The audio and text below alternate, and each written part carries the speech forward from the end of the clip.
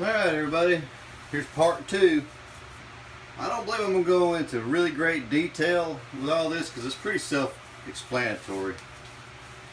I'm going to take the meat, cut it, I'm going to slice it, and I'm going to put it in the vacuum marinator. Then I'm going to pour marinade over top of it. And I know in the last video I said I was going to have this sitting over here, but so that you can actually see how I'm going to slice this meat, I'm not going to move this over here. And so to make your eye round tender, you've got the grain running like this, okay? That's the way the grain's running. You don't want to cut it like this, and you don't want to cut it like this. You want to cut it at an angle, just like that.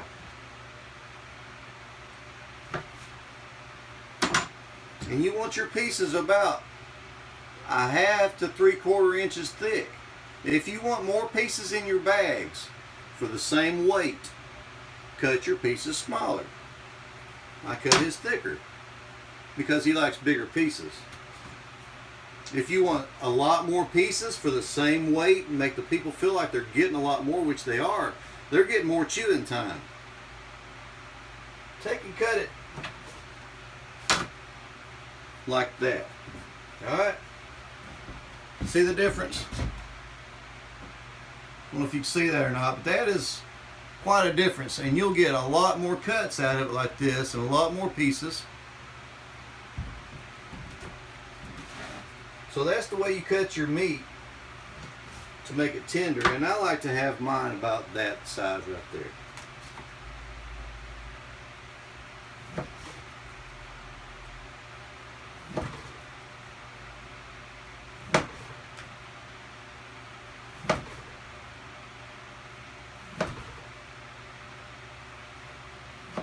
I'm only going to do one of these. I bought 5 eye rounds to make these 3 batches, okay? So, the slicer, I know you're excited to see the slicer. You can't see it because I got my back to you and it's covering up the slicer. You believe that? Anyways, crank it, let it go. Let it fall out the bottom. I take every piece of meat and I make sure that it is separated before I put it in my marinator. And the reason why is because I'm OCD like that. My wife says, why don't you just throw it in there? And I say, because I don't want to. I want to make sure that every piece is separated and every piece is going to get some flavoring on it. I'm just so afraid that, you know what I did? Remember the first video I said I'm going to be talking to you, I'm going to forget something? I didn't turn the scale on. There we go. Alright. I'm just so afraid that whenever I do this, that there's going to be one little piece of meat in there that doesn't have flavoring. Alright, I don't know if you heard that. I'm not sure what the quality of sound is with this video. But that is another thing I'm looking for when I'm pulling these apart, is fat. And I hadn't found any yet. There's a little bit, but that will be, I'm going to go ahead and cut it off. So, cut that.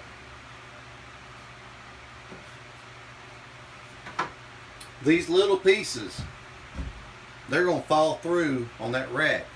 But what I do after it's marinated is I'll take a spot on that rack and I'll pile these little pieces up on it to where they won't fall through. And it works great. That way you're not wasting any meat. That way that poor cow didn't die in vain and you're making money. Alright, so we're up to almost 2 pounds so far. Each one of these eye rounds weigh anywhere from 4 to 6 pounds, usually around 5.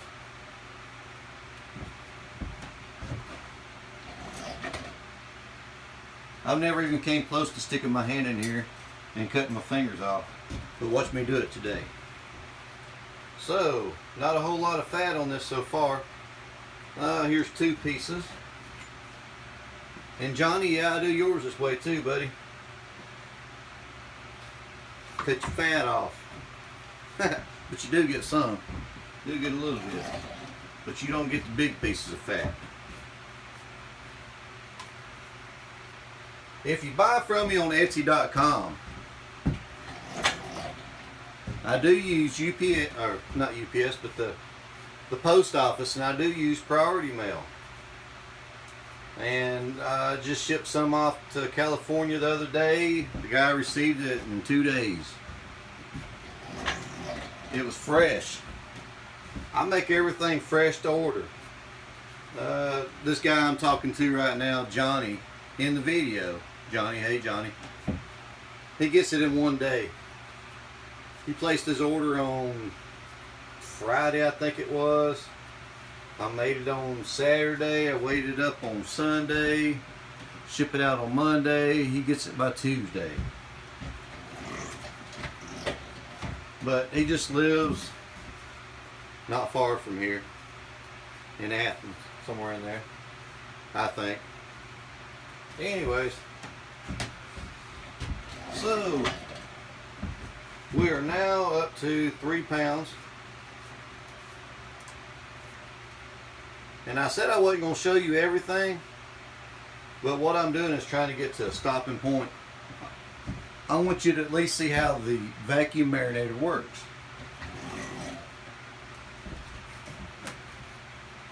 Because the dehydrator, if you want to see how the dehydrator works and you're really curious about buying your own from Cabelas, leave a comment and I'll make a video just on the dehydrator. I may do that anyways.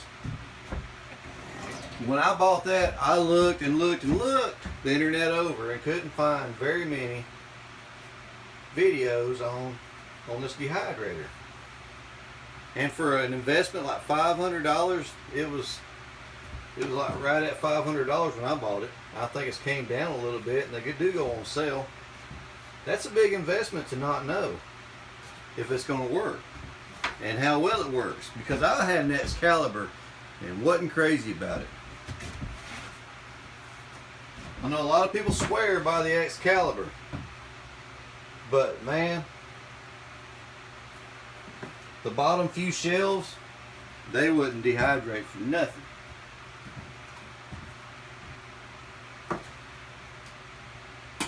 I'm tapping that because if I let it sit too long, it'll cut off.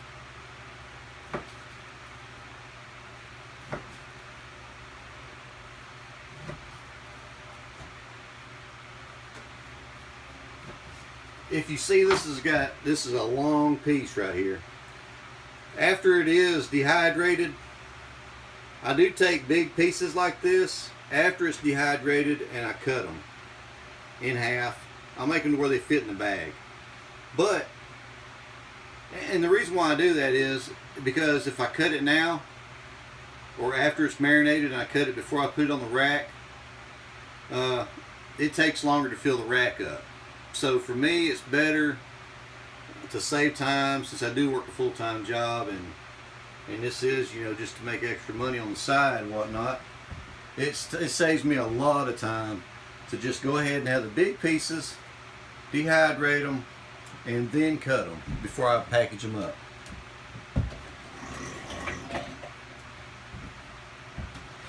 So we're almost at 5 pounds.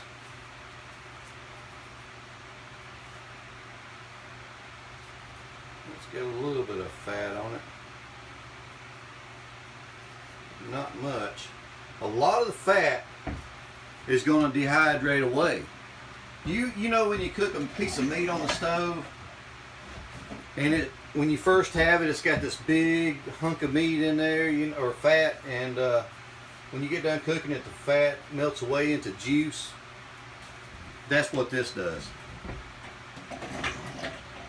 Oh, that's another thing about this dehydrator. It gets up to 160 degrees, just like that. Within minutes after I turn it on, it's up to 160 degrees. So I don't have to worry about bacteria growing like the Excalibur, one of those round dehydrators that you buy, because those take forever to get up to heat. And it's got a display right here that tells you, let me see, I'm touching it with my knuckle. I don't know if you can see it, but it's got a display right there. You set your time, up an hour, your temperature. I go down to 160 automatically, and yeah, it sets it for you. I mean, it tells you what the temperature is, and it gets up in there like within minutes. It's up to 160. But like I say, I also use cure in my beef jerky. So it does kill microbes or whatever they're called. You don't have to worry about a lot of the bacteria that you would. That's one thing that I'm leery about when I eat other people's beef jerky is, when did you make it? How long was it sitting around before it was dehydrated? Did you buy your meat from the reduced section at the grocery store? I can guarantee you, every bit of my meat comes fresh from the butcher the day that I make it. Every bit of my jerky comes fresh from the butcher the day that I make it. Alright, we're moving right along now. We're up to 16 pounds. 16 pounds, look at me. 6 pounds. Well, I have been up since 4 o'clock this morning. Maybe that's why I'm talking silly. Can't get my weight right. I'm almost at 7 pounds. When you see how much marinade I put in here, you're going to be like, whoa, Van. Yes, my name's Van. Whoa, Van. That's too much marinade. But I'm going to tell you what. Remember in the first video, I told you that upping the recipe will throw the flavor off. Let's say I only put 4 pounds of beef in there with the marinade that's meant for 6 to 7 pounds right in that area. I've tried this a bunch of different ways. It's going to throw the taste off. Where was I going with that? I don't know. Anyways, so we're almost up to 7. Oh yeah, I said you're going to see how much marinade's in there, and you're going to be like, whoa, that's too much marinade. But I want it to taste right, and 6 to 7 pounds is what you want for this marinade recipe. Alright, I am going to take my gloves off now because I don't want to get it all over my tumbler. We're going to put A1 in there. Make sure you shake it. You got to get that flavors mixed up.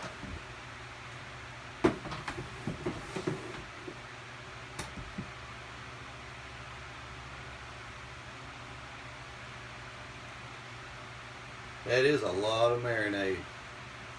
But I'm going to tell you what, this A1 beef jerky, the more you chew it, if you like A1 steak sauce, you'll love this. And I do make a Heinz 57 as well, but if you go to Etsy and you don't see it, send me a message and tell me that's what you want, and I'll make a special order just for you, and it'll be on the Etsy website with your name on it.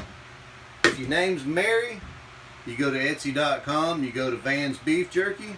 After you sent me the message and said, hey, I want such and such beef jerky, this many pounds, I do, those special orders I do in pounds. I don't do like a 2.5 ounce bag. You need to order at least a pound of beef jerky. And you'll go on there and your name's Mary, for example, and you'll look and you'll see, okay, there's Mary. And a pound of Heinz 57 or a pound of taco. I do make taco. Beef jerky and you'll see the price. You'll check out, and within a couple days you'll get your beef jerky. So this does have, right here you'll see you got unlock, you got something that looks like an eyeball, and you've got a lock. You're going to put it right there in the middle. Put this inside there, and you'll hit vacuum on the machine here. I had one of these break on me one time. It didn't shatter, it just started leaking. And so what I do is I don't let it vacuum all the way. I stop it.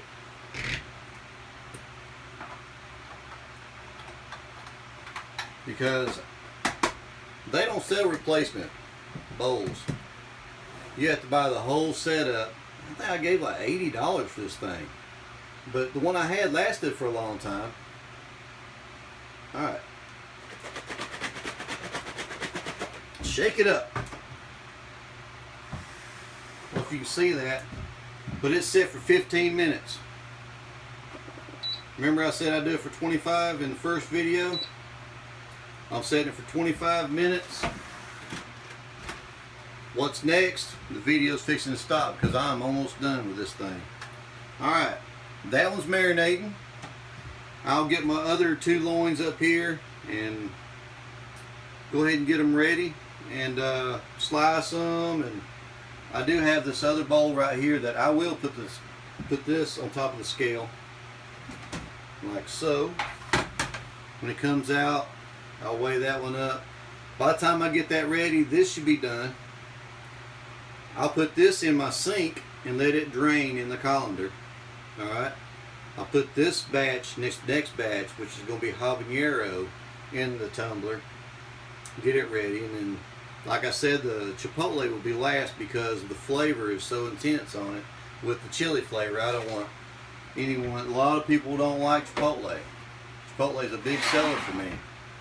My biggest sellers: chipotle, A1, habanero. That's my biggest sellers. So that's my video, and I hope you like it. If you liked it, please subscribe. Please like it, share it, tell your friends about it. That way they can like it and share it. The ratings will go up, and I'll have a whole lot more videos. And like I said, if you want to see how the dehydrator works, just let me know in the comments below, and I'll be sure to make a video on just the dehydrator. Anything else, if you want to know about this slicer and how to clean it, just send me a comment and say, hey Van, would you send a video, would you make a video on just the slicer? Because there's a lot of videos out there that ain't worth the crap and they don't tell you nothing. And I want to make sure that if you watch my video, you get everything that you need to know on that subject. And I've covered a lot of, on the first video I covered a lot of things. The second video is going to be a little bit shorter. It's pretty self-explanatory, but anyways, like it, subscribe to my channel please, and be sure to share it with your friends. And I want to thank you for watching my video, and y'all have a great day. Thanks.